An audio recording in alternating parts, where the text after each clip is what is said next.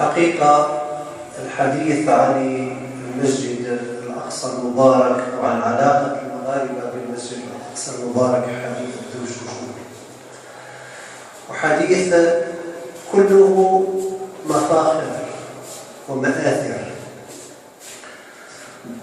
والذي يدرس تاريخ المغرب بتمعن وبتجرد يجد نفسه معجبا بهذا التاريخ، ويجد صفحات مشرقة من تاريخ المغرب وهي كثيرة.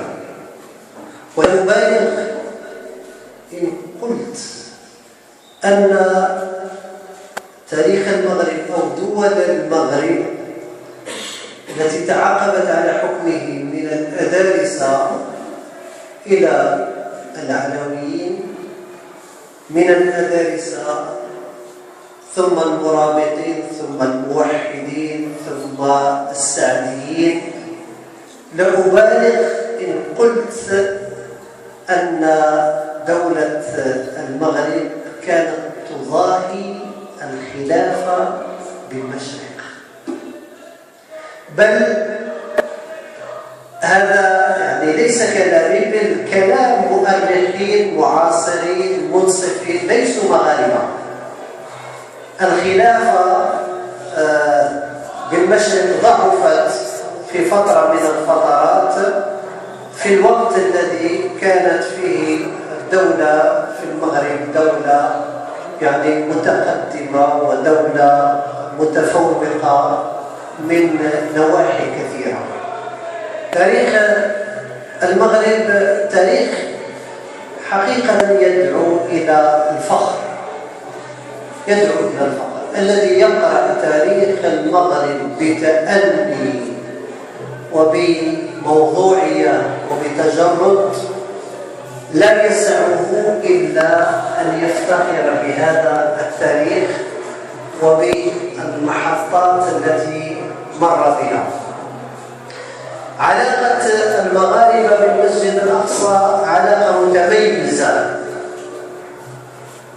فهذا الانفراد وهذا اختصاص المغاربة بالمسجد الأقصى المبارك له أكثر من دلالة، وله عمق في التاريخ وفي الوجدان، في وجدان المغاربة.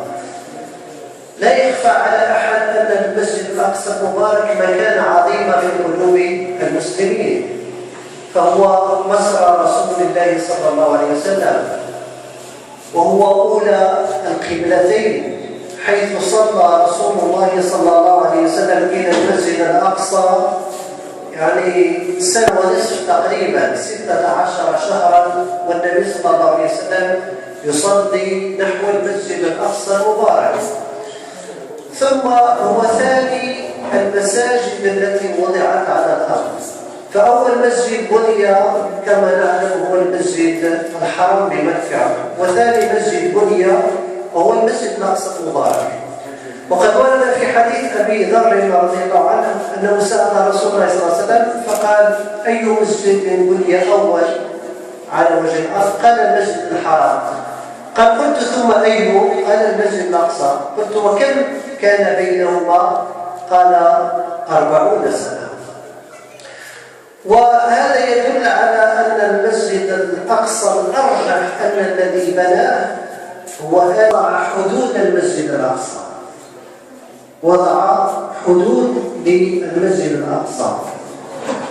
ثم توالى الأنبياء من بعده، إبراهيم عليه السلام وإسماعيل، إبراهيم عليه السلام وإسحاق ويعقوب، ثم باقي الأنبياء داود عليه السلام وسليمان وغيرهم تتابعوا وتوالوا في العمارة والعناية بهذا المسجد المبارك.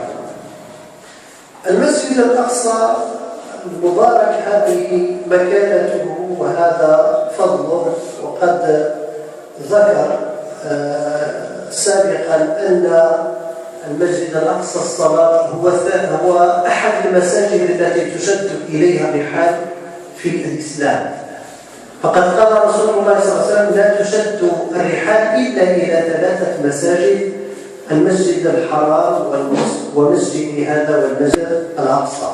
يعني هذه هي المساجد التي تقصد للزيارة وللعبادة والتي تتفاوت في الأجر، فباقي المساجد تتساوى في الأجر. مساجد العالم الإسلامي تتساوى في الأجر.